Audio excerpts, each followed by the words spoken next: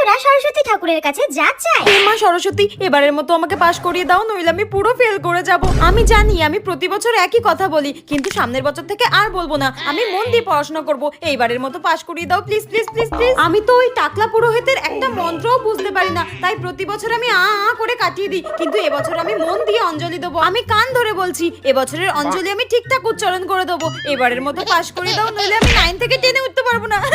বড়রা সরস্বতী ঠাকুরের কাছে যা চায়।